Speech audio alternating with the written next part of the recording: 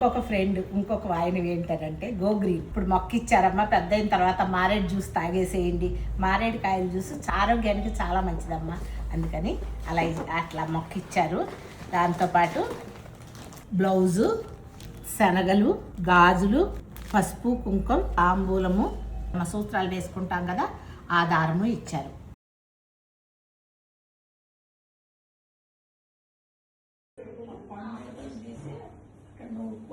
బంగారు